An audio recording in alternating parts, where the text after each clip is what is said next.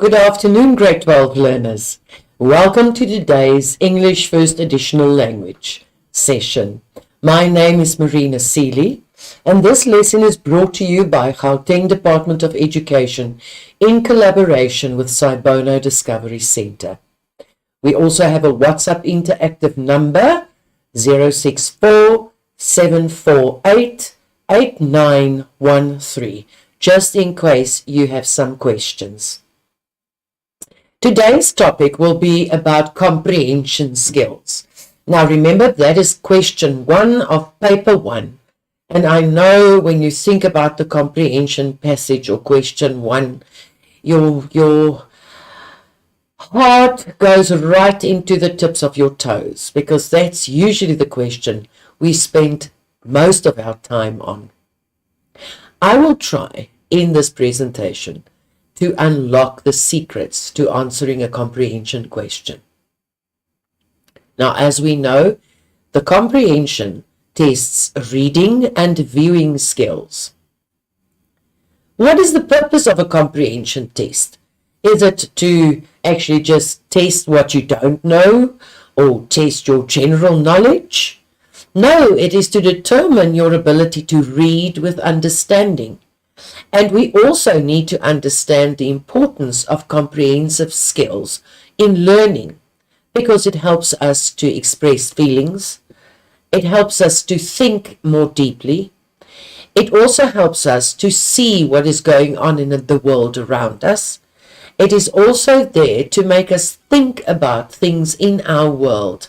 And it's also there to notice changes and trends, and also to notice people's ideas about what the world does or what is happening in our current world. And that helps us to place ourselves in our world.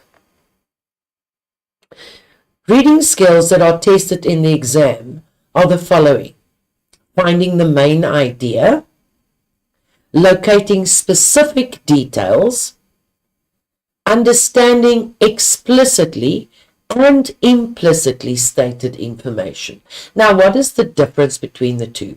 Explicitly stated information refers to the information that you see in the passage. So there's a question, there's a keyword. You go to the passage and the meaning is there expressed directly. You don't have to interact with it or think about it. Implicit stated information refers to implied meaning. So it doesn't say it straight out, but you will get an idea, and it helps you to decide what your idea is about a specific issue. Guessing the meaning of unfamiliar words from context. Now, this is a tricky one, and this is usually the one that you spend a lot of time on, because very often the vocabulary used is a little more difficult or a little unfamiliar to you. And today, hopefully, you will go away from this session knowing how to decipher that unfamiliar words. Then also identifying structure, content, sequence of events, and procedures.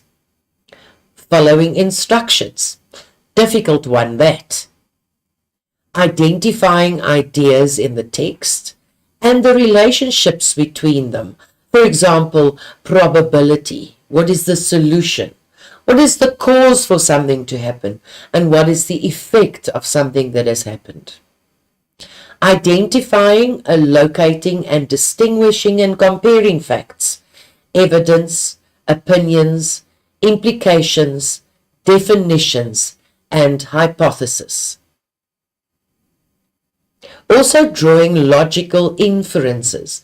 And what that means is when you read something, you interpret it from your point of view, from your world of experience. And then when you look at the reading passage, it gives you a logical reference, a logical understanding. So how do we tackle a question passage or a comprehension passage? I would like to introduce you, hopefully you have been introduced to it already, but I would like to remind you of a method called the SQ3R method. Now that sounds very difficult. It is actually quite easy. Let's see. S is for scan. So you look over the passage for illustrations, subheadings, bold words, etc. The next step would be to question. So you read the questions, you label each question with a skill. We'll get back to that very soon. And then to read, you read the passage again. You write or underline the main idea for each paragraph. And then you reread, answer the question. You reread the passage and then you highlight the evidence. In other words, you find the information in the passage. And then you recheck that all questions have been answered and evidence has been provided. Don't worry, I will go through this again, step by step. Remember, we are now breaking open the secret to answer the comprehension test.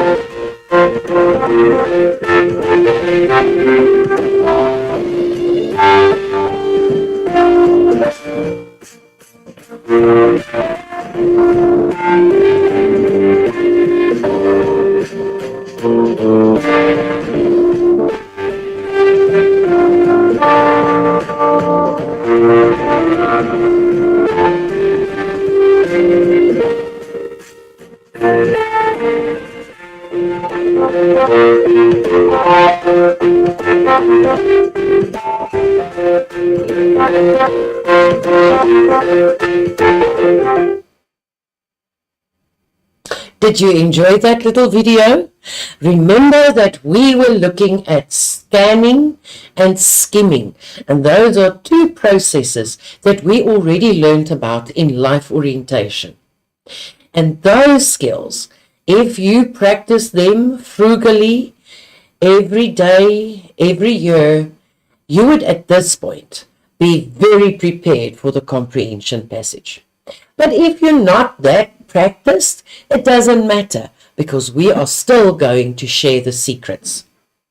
Right, to remember when attempting the reading comprehension, there are 9 tips. Number 1, Don't overemphasize the details. We so much want to look right into the details and, kind of read to understand everything. Sometimes we think the comprehension test is like a memory test. It's not a memory test. Remember, all the answers are in the comprehension passage. Don't memorize every word in the passage. You have to refer back to it. Read the questions first. It will help you to focus on the things you have to answer in the comprehension.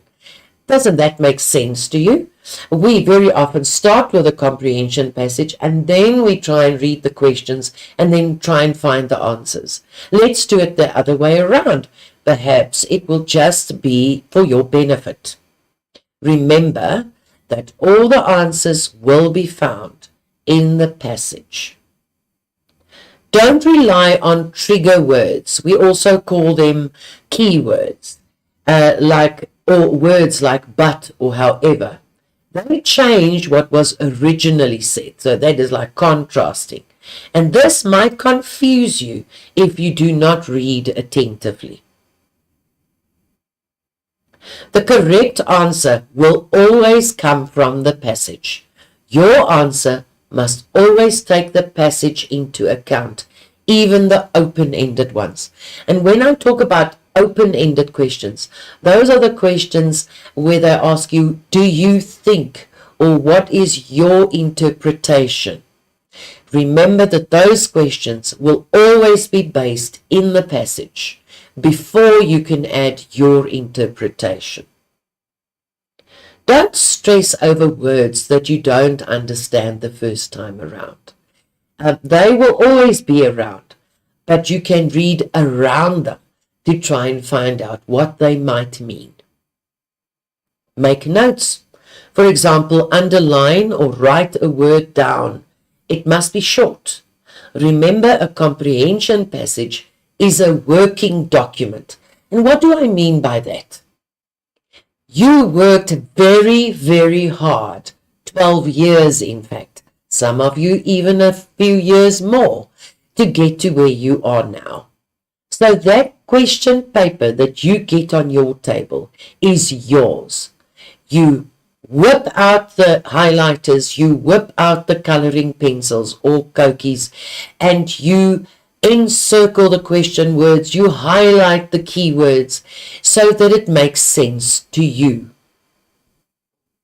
Try to guess what the possible question might be.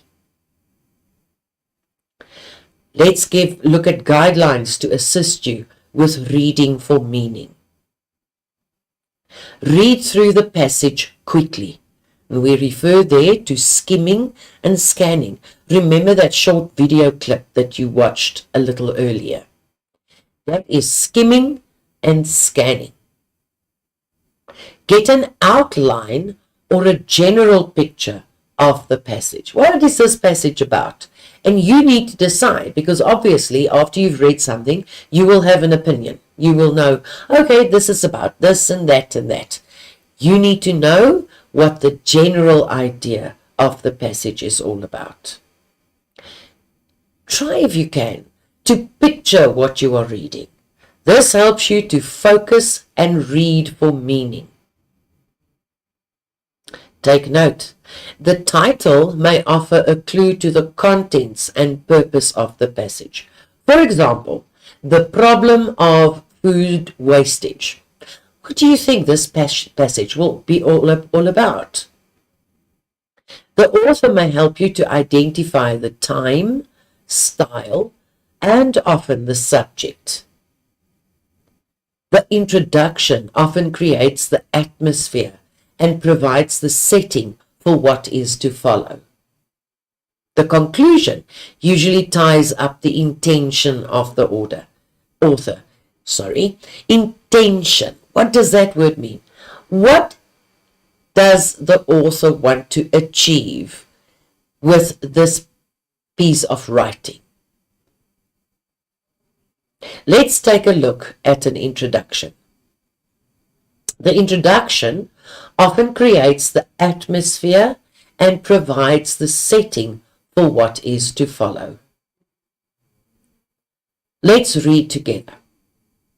While some communities are throwing stale food out of their fridges because they are over-catered for the week, others are picking through landfill sites looking for their next meal and eating rotten food directly from city garbage heaps.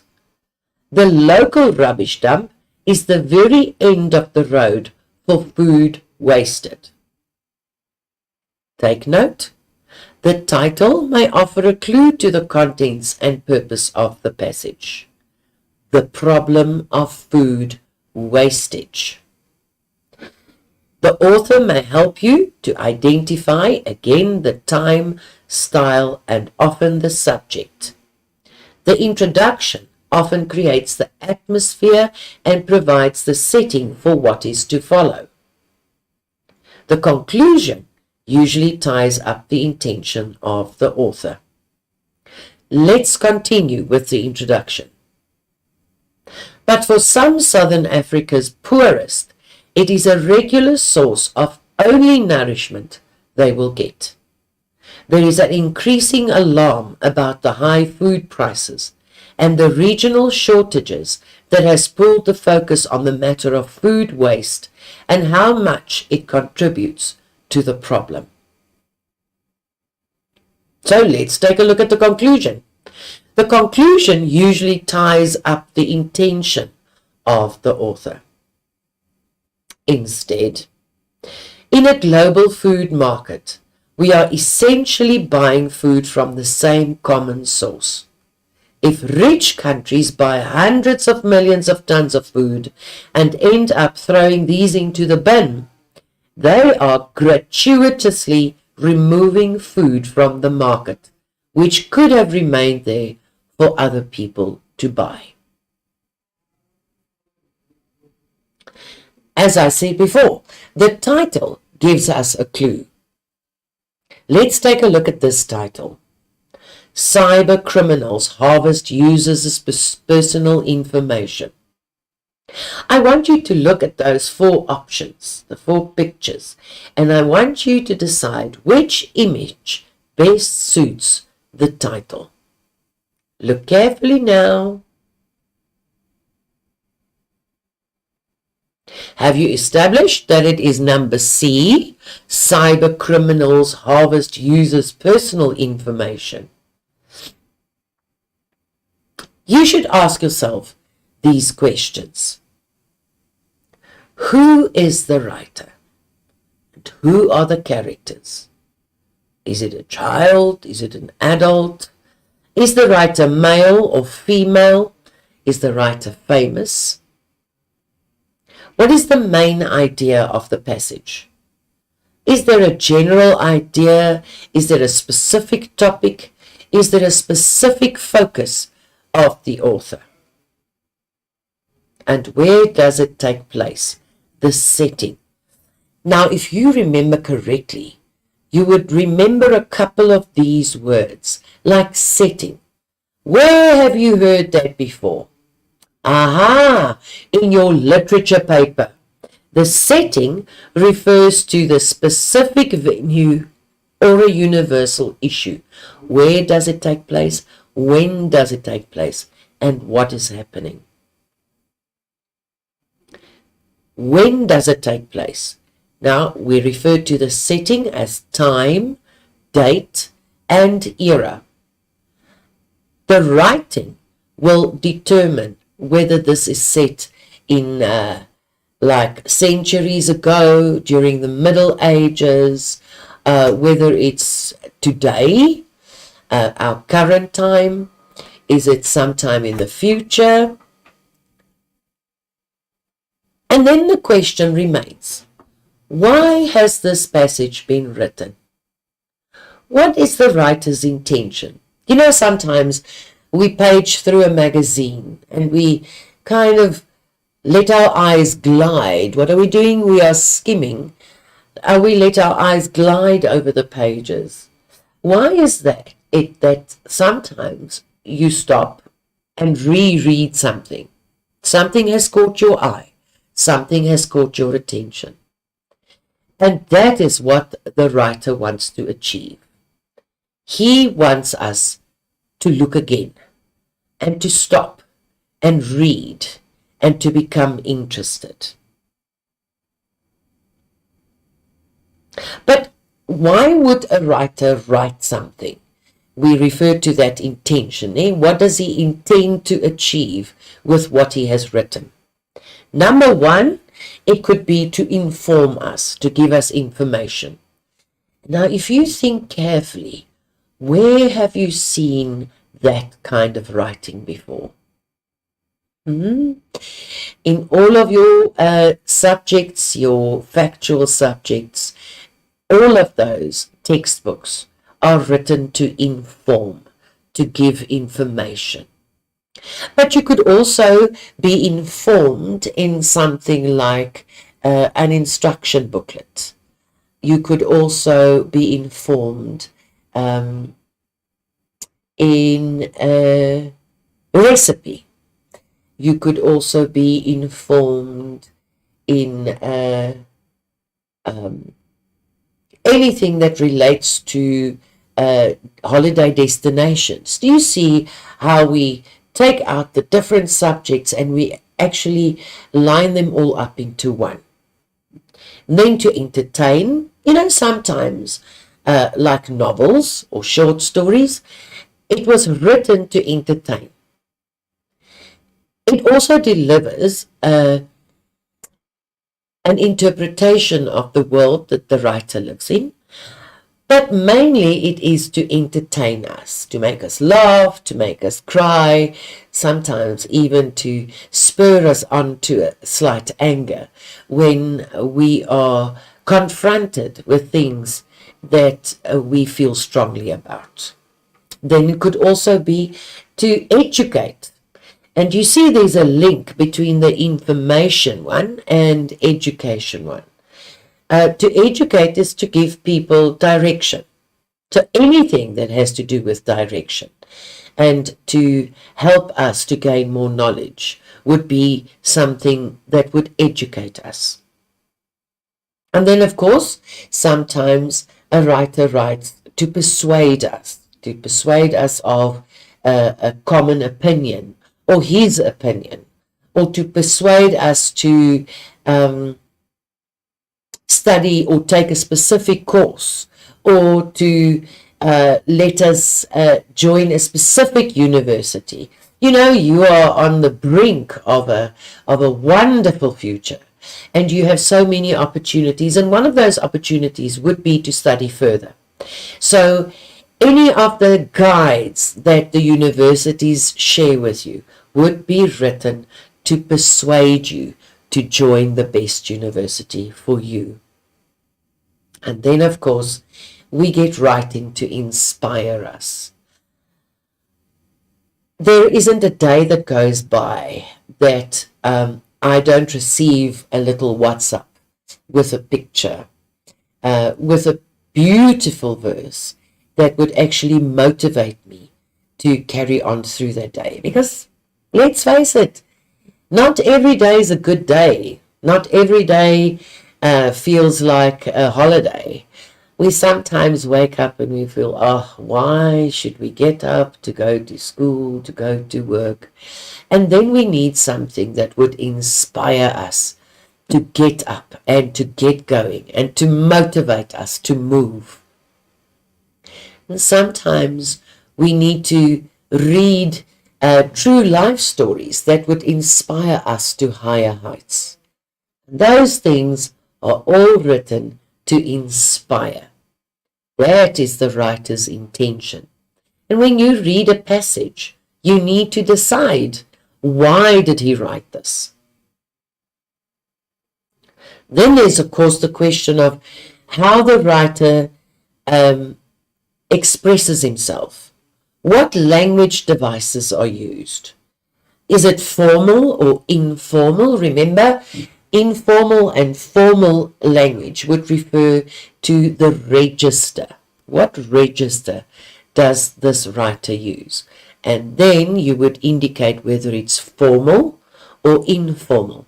And generally we get formal register or language devices when we are working in our textbooks, when we're reading from them. Obviously, we can't have informal language or colloquialisms or, heaven forbid, slang in textbooks. But then, of course, when we are more into informal writing, friendly letters, when we want to entertain, when we represent a specific group, then we would use more informal language. Because remember, and I refer to our section of advertising, the writer must always keep the target audience in sight. Has this writer used certain figures of speech? Because that will also enhance his writing. In paper 3, you are often asked to add figures of speech to build out and to give your ideas a little more body. When you read through the comprehension questions, you need to keep a couple of things in mind.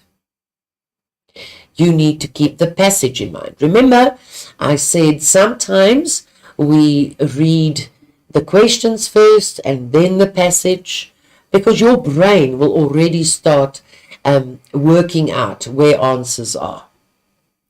But if you read through the questions after you've read through the passage, in whichever way, this will give you clues leading to the answers in the passage.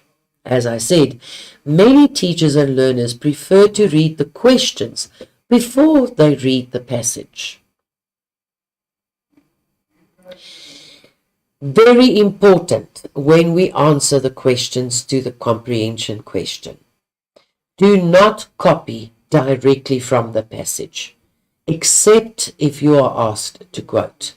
Use your own words as far as possible. We call this lifting, and unfortunately, you don't really get marks for that. You can use synonyms or antonyms or find a word that has the same meaning to replace it with the same part of speech and tense. When you answer the question papers, you need to find out whether it requires a full sentence, one word, or a phrase or clause. Now let's stop right there for a second. I know sometimes some of you think, if I write in paragraphs, then the marker will be really, really impressed. Not so much. When you read too much, we need to filter through all that information to get to what we actually want. And that is a bit of a problem. So read the instructions that goes along with the questions very carefully. Does your question require a full sentence? Then by all means, use a full sentence. If it requires one word, then you take one word or you write one word down. Or if it asks for a phrase or a clause, that is what you write down. Please never start your answer with a conjunction. And we so love to do that. What are the three blind mice doing? But they are not blind. That's not a stupid example. But never start your question with because. How many seasons are in a year? And why are there so many seasons? Because it is a year, there will be 4 seasons. Never start it with because, and, but, and there are a couple more. Use the mark allocation for the question as an indication of the number of points you have to make. If a question counts 1, then 1 fact will suffice. If it requires 2, then 2 facts will suffice. And if the question requires or the question counts 3 marks, then obviously try and write down 3 things so that you make double sure that you got everything right. Also, very, very important, number your answers exactly the same as the question. In other words, if you have a 1.1.1, then on your answer book, you write 1.1.1. You don't change it for anything. Even if there's an error on the question paper, you don't change it. If there are 2 1.1.1s, then you number it 1.1.1. And you leave it for the markers to figure out which one is which. If you are asked to write 3 consecutive words, for example, then you write only 3. And it will not always be 3. It might be 2, it might be 4, it might be 5. What does the word consecutive mean? That means that the words that you have to quote follows one another directly in the passage or in the sentence. So you can't choose words at random. You have to select 3 words following one another, and then you write down only those 3 words. Avoid one-word answers except if you are asked for 1 word. Each new answer to be written should be on a new line. So give each question its own little light, its own little line, and leave a line open between questions. Now let me explain to you why we prefer that you do that. Not all of us have perfect handwriting. To be honest, if you're a little stressed out, your handwriting leaves a lot to be desired. You just want to finish. So you kind of scroll here and there. And then it's difficult to find out what you were actually trying to say. So even though you have to write as neatly as possible, leaving a line open just gives space so that it's clearer. Another reason why you leave open a line would be, let's say if you return and check your answers after you are finished and you see, oh, but I can add something more to that. Then that is the space, and you don't have to indicate, look at the back of the question paper or at the end. You know, sometimes we do that because there's no space to add extra information. And by the way, it is also a good idea to start each question on a new page. In other words, at the top of a new page. That will make it neater as well and easier for the marker to find. If you quote, please use quotation marks. But remember, if you quote, those words must be quoted directly from the passage. And you can't even make a spelling error. If you are asked for the tone of a passage, please supply 1 adjective only. Edit your answers. What do I mean by editing? That is when you go back, you look, you read through your answers, and if you've made any errors, language errors, spelling errors, or whatever, you can correct them. Just remember, you have section A. You have 50 minutes to complete. Now let's take a look at the tone of the writer. What do we mean when the question says, what is the tone of the writer in this passage or in this paragraph? It actually just asks, how does the author or the writer feel about the topic? Straightforward. And remember, angry and sad and happy are answers. But really, they don't really tell you the gist, the real tone, how this writer is feeling. So I would suggest that you look up some interesting adjectives or tonal words to add to your list. When we try to determine the purpose of the writer, we actually ask, why did he write this passage? Did he want to comment on what is happening in society? Does he want to entertain a group of people? Is it to give extra information so that people are more informed? Is it to persuade people of his point of view? How do we understand vocabulary in the text? We can look at the unfamiliar ones in context. And what does that mean? When you read a sentence, and there's a difficult word, try and work out by reading the sentence before and the sentence after, and then you look at the sentence again in which that difficult word is found. And 9 out of 10 times, you will get the meaning right. Make assumptions. Sometimes you are asked to respond. Do you think? That is a good example. The answer is not obvious, but you will find the answer in the passage because you need to make an assumption. Identify the main idea. I can't stress that enough.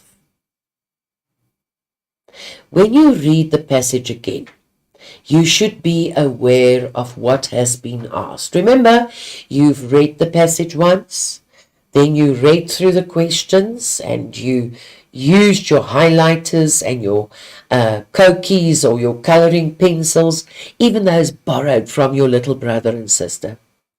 Or you've encircled the keywords so that you have a good idea of what is being asked. Now you can reread the passage. Another tip I can give you is your questions will always be focused on certain paragraphs. Question 1.1 will say, refer to paragraph 1. So you know that the questions set on those 1.1.1, 1.1.2 will most definitely appear in the first paragraph.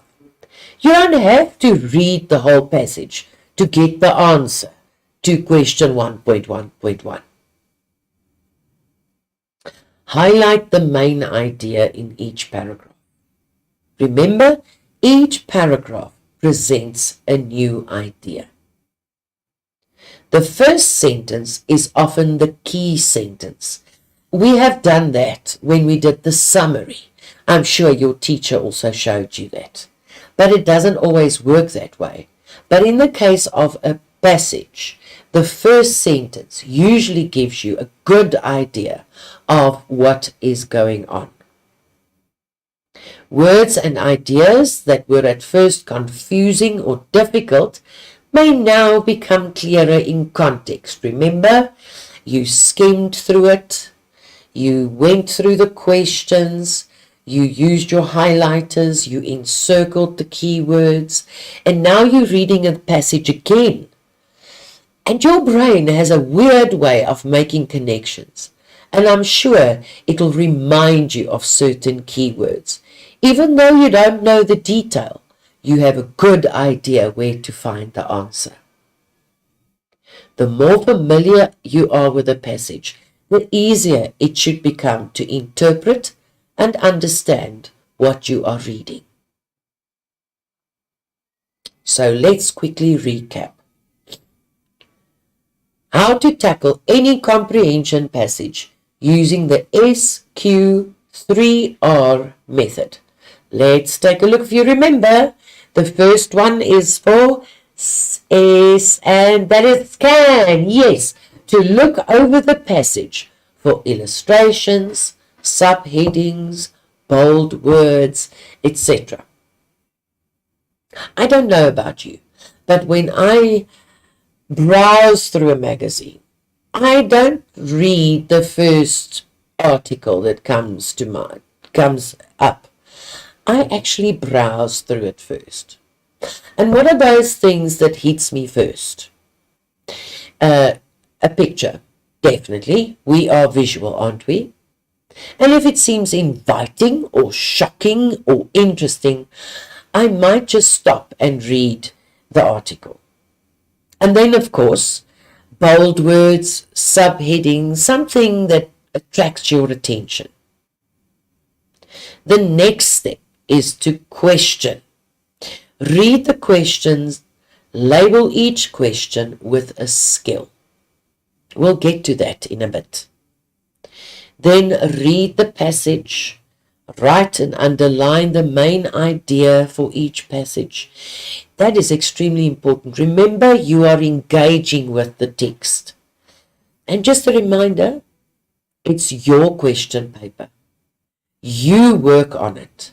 You highlight, you underline. It is a working document for a reason. Then you reread to answer the question. Reread the passage and then you highlight the evidence.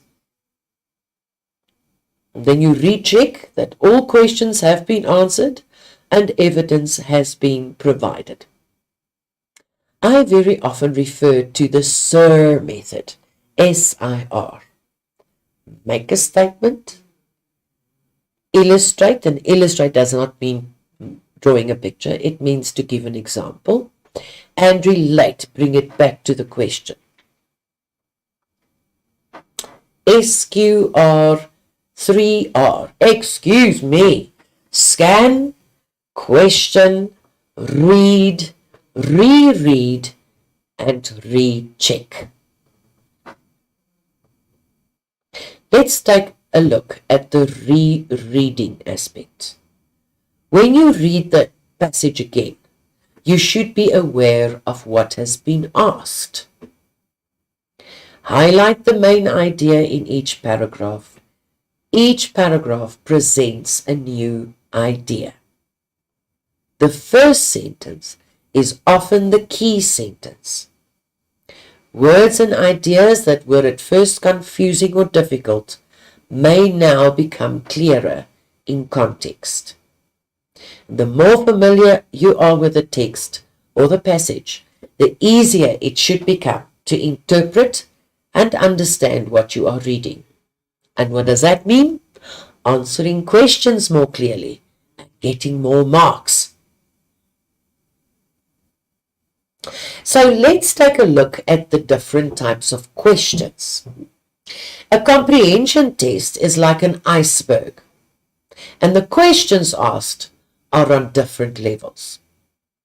Now, I have never personally seen an iceberg, but I did watch the movie Titanic.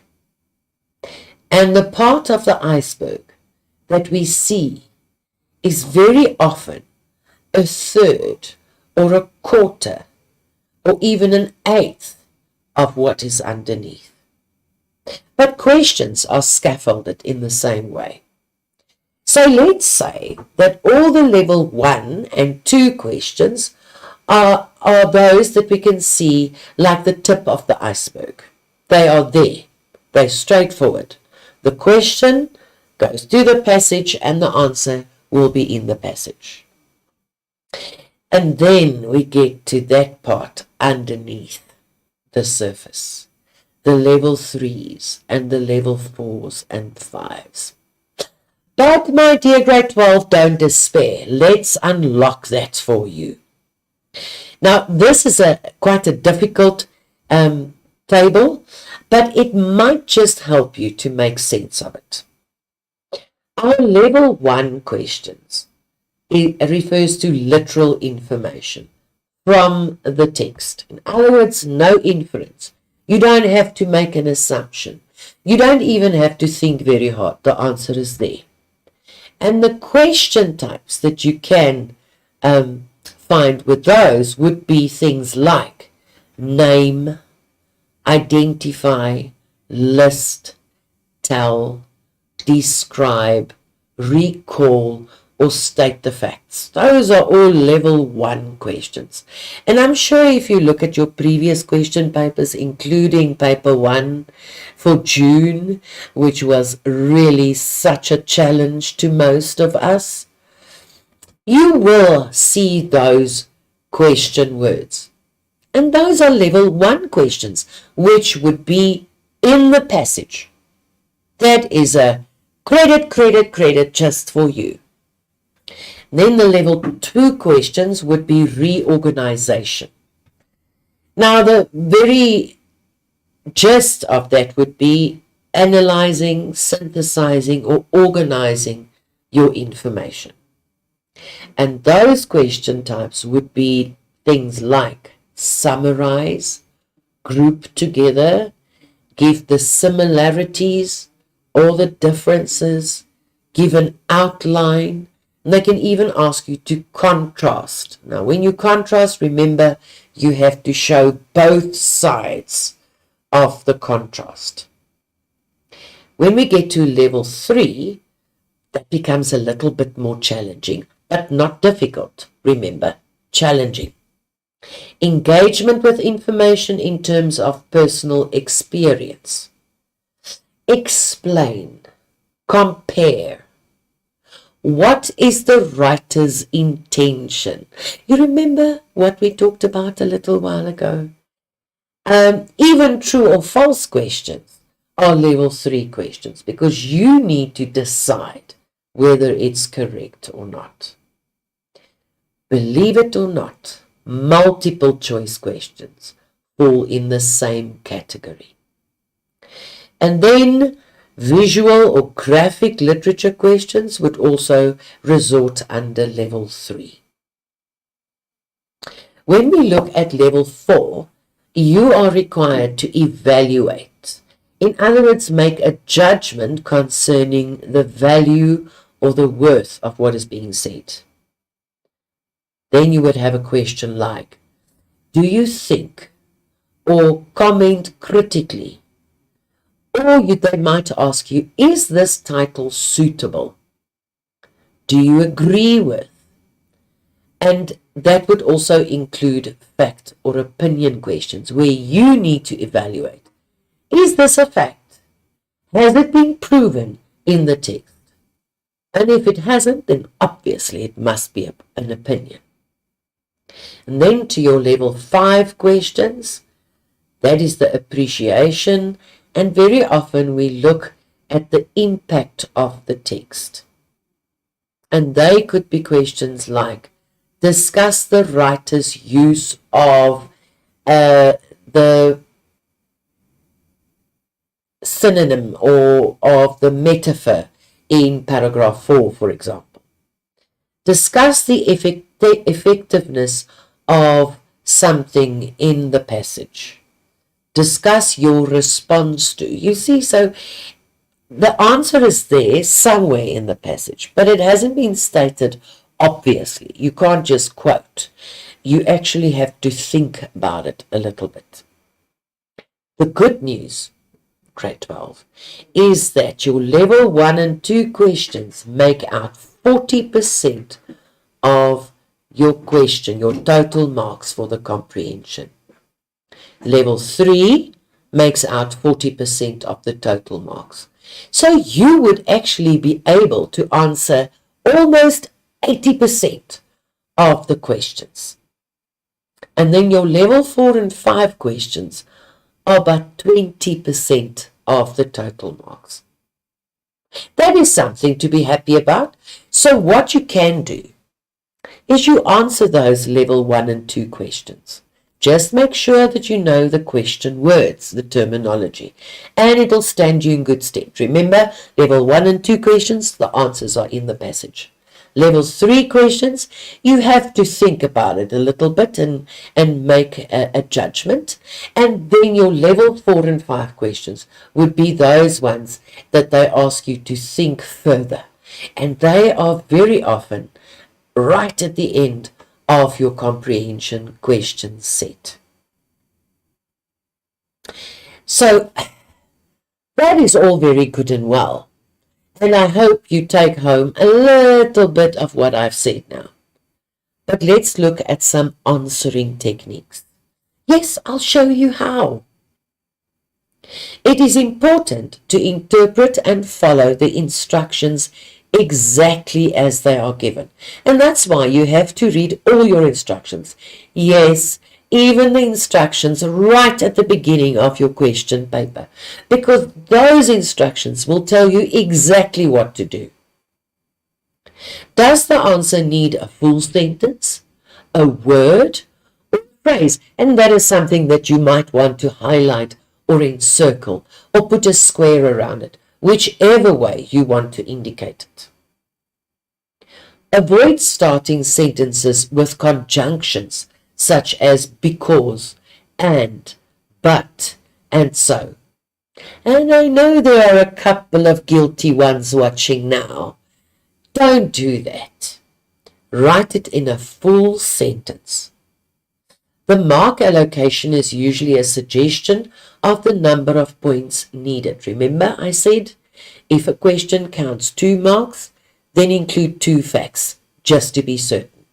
If it counts 3 marks, give 3 facts, just to be certain. So let's take a look at this text. Question 1, read text A and answer the set questions. Cybercriminals harvest users' personal information. Does that sound familiar? Remember the picture that you attached to it? Big Brother is watching. The next time you log onto a video meeting or stream a movie, it could cost you your livelihood. This is the stark warning by IT experts who say cybercriminals have pivoted to targeting sites like Netflix and Zoom to harvest users' personal information and hack their accounts. Netflix gained over 16 million new users during the pandemic, while video conference application Zoom has seen a 1,900% increase in active users. Criminals use sophisticated methods to bypass systems that flag phishing attacks. Please note, phishing. It is spelled with a PH, but you pronounce it phishing. According to cybersecurity firm Checkpoint, phishing attacks by Netflix lookalikes doubled, with many offering payment options to steal user data and payment information. Fake Netflix emails have been circulating, claiming there are issues with users' accounts, telling users to update their payment information, and the link leads victims to a genuine-looking Netflix website designed to steal usernames and passwords, as well as payment details. What did I say? Question 1.1. Refer to paragraph 1. Let's take a look. 1.1.1. Name 2 sites that are targeted by cyber criminals for 2 marks. 1.1.2. What do these words, it could cost you your livelihood, mean for 1 mark? 1.1.3. Refer to lines 2 to 4. Explain why the writer mentions IT experts. Just by looking at those questions, we already have a good idea of what we need to focus on. 1.1.1, name, that is literal information, level 1 and 2. 1.1.2, what do these have in common? Literal information, level 1 and 2. 1.1.3, there's an explain question, and that is inference, a level 3. Refer to paragraph 2. Why do you think Netflix and Zoom gained more users? Now remember what I said about the levels. Try and work out what level that question would be. 1.3. Refer to paragraph 3. 1.3.1. Using your own words, explain what phishing is in the context of the passage for 2 marks. 1.3.2. State why it would be difficult to detect when one is being fished, for 1 mark. 1.3.3.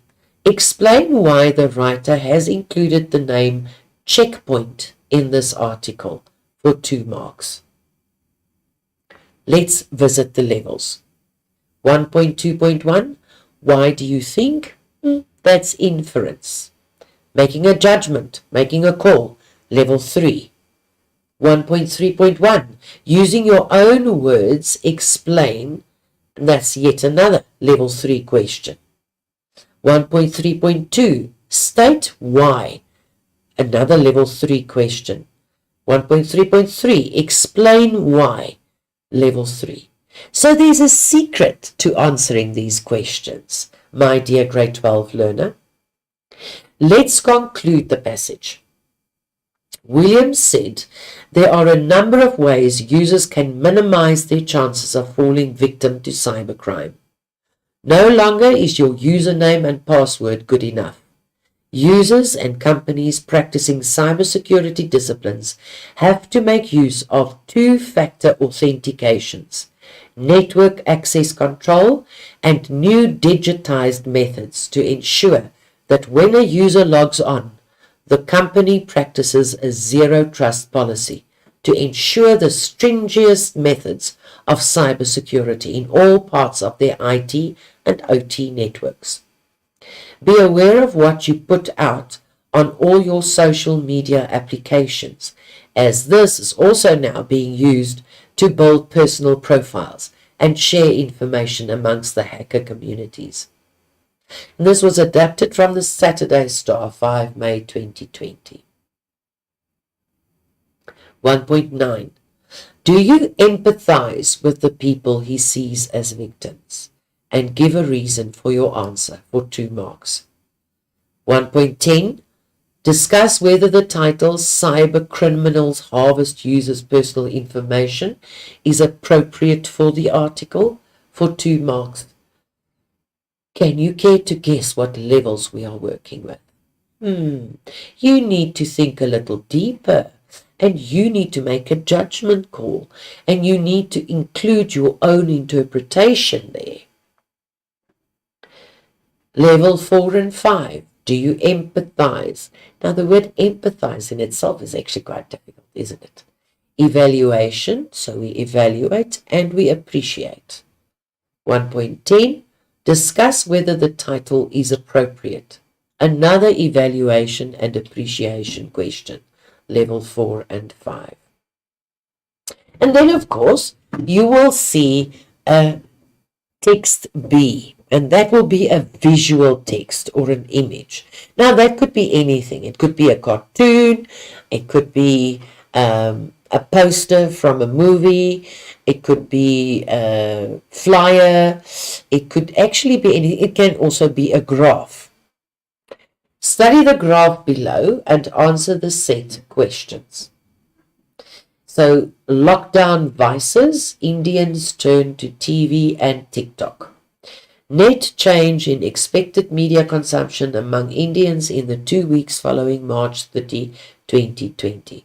Now, Statista is actually a company that it might be stationed in India. Right, watching online videos, 60%. Watching TV shows or movies, 57%. Watching linear TV, 48%. Engaging in social media, 48%. Chatting and texting, 48%. Those are all increases, ne? And playing video games, 11% more. Reading books or magazines, 3% more. And then, of course, when you look at that, obviously you identify certain things that we usually associate with visual literacy. 1.13. What message is conveyed by the 3 bars that are the same height? For 1 mark. 1.14. In your view, is the inclusion of McKinsey & Company suitable in this visual? Substantiate your answer, for 2 marks. 1.13. What is the message? That, of course, is an inference question. 1.14, in your view, evaluate and appreciate level 4 and 5. So let's take a look at some practical advice when answering comprehensions. So how do you put your comprehension skills to practice? Number 1, encircle the question word. If you choose to highlight it, that is also good. But make sure that you indicate and identify the question word very carefully. Why would you do that? Because then you would know what level question it is. Will you find the answers directly in the passage? Do you have to make a judgment call, or do you need to evaluate what has been said? Then you highlight the key words in the sentences. Remember where you read the keyword, the beginning, the middle, or the end of the passage, and sometimes even the paragraph. Scan each paragraph for the keyword. So, if we look at 1.1.1 again, you could choose to encircle the question word name and then highlight the keywords. 2 sites that are targeted by cyber criminals. Right, and the answer here, of course, is Netflix and Zoom. Do you see that you don't need to write a full sentence there? You just name the 2 sites. Your numbering must correspond with the numbering of the questions. If the number is 1.1.1, you must not answer 1 or A or even 1.1. It has to be exactly the same as in the question paper. If you are asked to describe in 3 sentences what the character looks like, do not give 2 or 4. Write 3 sentences so that you know that you've covered all the bases. Do not give 1-word answers if you are asked for a sentence. Each answer must be written on a new line. Let me just repeat that quickly. You can first of all start every question on a new page and at the top of a new page, so that you don't leave out a couple of lines and then start with a new question. Start it on a new page, and then every question gets its own line. Leave a line, even 2, open between each answer. That will make your answer book or your question paper look neat, and then you make nice for the marker. Then it's easier for them to identify your answers and award good marks. The other reason, let's recap, is when you go back, when you reread and you check your answers, sometimes it happens that your brain just goes, aha, I want to add that. Then you can add it, and it will not look unneat. When quoting from the text, enclose the quote with inverted commas. And remember, when you quote, spelling must be exactly as that of the passage. You can't copy and make an error. When you are asked to describe the tone of any text, use 1 adjective only. Edit your work to check that you've answered correctly. Remember, spelling and language errors result in an unnecessary loss of marks. Write clearly and neatly to avoid possible discrepancies. So let your A be A and your O be O and your U be U, so that we don't have to try and find out what you were trying to say. Comprehension skills should be practiced whenever possible, not only in test situations. You can reinforce your comprehension skills by daily listening to conversations, instructions, or the radio. when you watch television programs or films, when you read books, newspapers, or magazine articles, or when you're on your way home, you know, those billboards, that's also reading. Reading the instructions in your medicine, that's also instructions. Read the back of the cereal box, that's also instructions.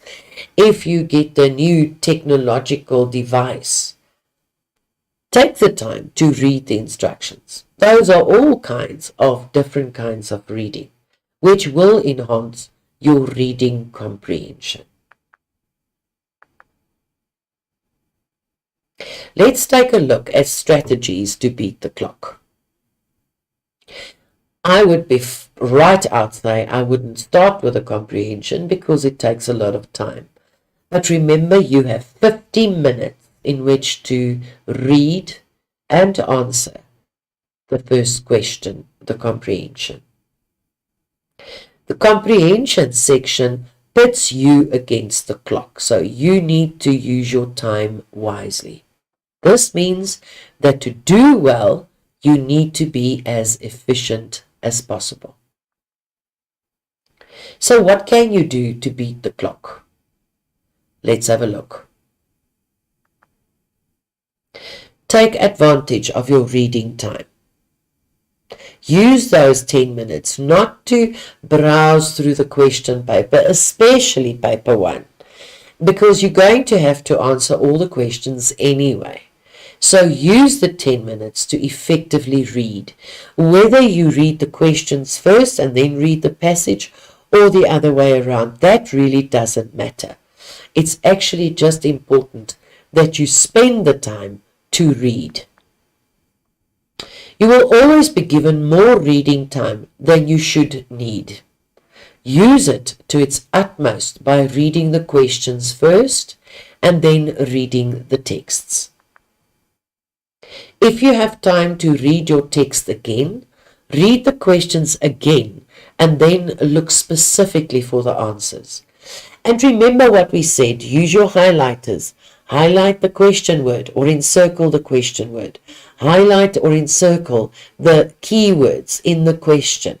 And remember to take it back to the passage. Your answers will be found in the passage. You don't have to remember or memorize it. Take the time to make brief notes. When you are writing or when your writing time begins, take a few minutes to plan your written responses. This isn't as much of a waste of time as you might think. If you plan what evidence you will use in your answers and how you will use it, you won't encounter writer's block when responding. What is writer's block? That is when you think you know an answer and you can even see where it is on a page, and you can even see the color that it was highlighted with, but you can't see the answer. Or you want to answer the question, but you don't know how to structure the sentence. That would also be regarded as a writer's block. In addition, you will have the opportunity to re-evaluate your initial ideas as you write your responses. Remember, first reading, where are you going to make your notes? Not in your answer book. You're going to do it on your question paper. Remember, I said your question paper is a working document. It's yours. You have worked hard for it. So you make little notes in the margins and you highlight, you underline to make everything accessible. Use the question words and move over to the comprehension passage and vice versa. You will have the opportunity to re-evaluate. Sometimes we read something and we answer the question, and then when you read it again, you realize, what was I thinking? And then you can rewrite it again. So planning actually helps you with that.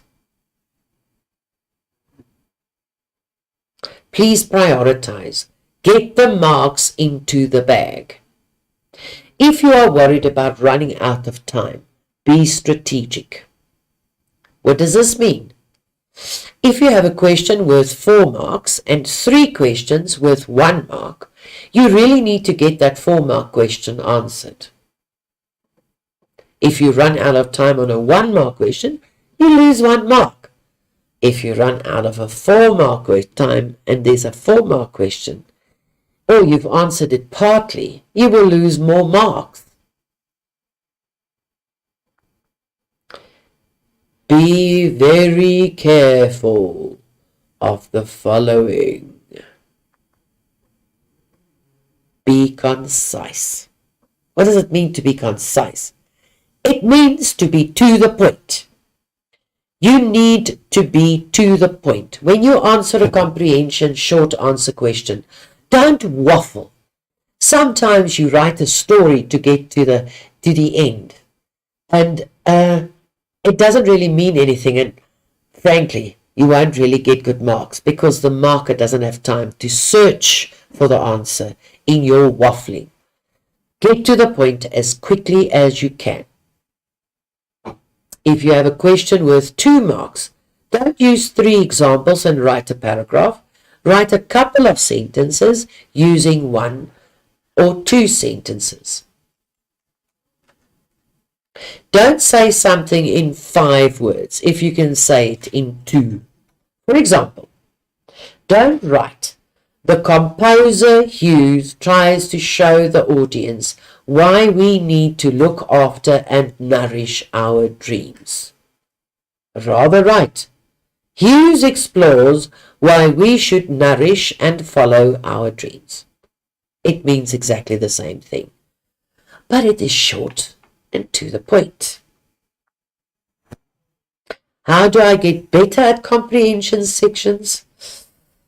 Unfortunately, there is no golden bullet for improving your responses to comprehension questions. You have to practice the skills involved. Now you would ask me, but it's the end of grade 12 and I didn't listen to my teachers, not even in primary school when they said read, read, read. I thought it was a waste of time. I much rather spend my time watching TikTok or videos or play games. You can still help yourself by reading some extra and thinking critically about what you've read and analyzing the text. So yes, I am going to ask you to read a bit more advanced material that is worthy of a grade 12 wanting to finish. Writing. The best way to do this is to take as many practice comprehension papers as you can get your hands on. And that, my dear grade 12 learner, is my swan song. Let us quickly recap. When you get to the exam room and you are going to write paper 1, you know that you're going to write a comprehension passage. There will be a summary. There will be visual literacy, which would be an advertisement and a cartoon, and then finally your language exercise. We focused on the comprehension today, and I do hope that you got a couple of tips that would help you to do better in this one than in any of the previous ones. Remember, scan, look at the title, look at pictures, any words printed in bold to get a good idea. Then you skim. When do you skim? After you've read through the questions. And if you follow these basic tips and tools and tricks, you will do well. Thank you for watching this lesson. Please remember to study hard, but also to get enough sleep to let your brain rest. See you next time. Goodbye.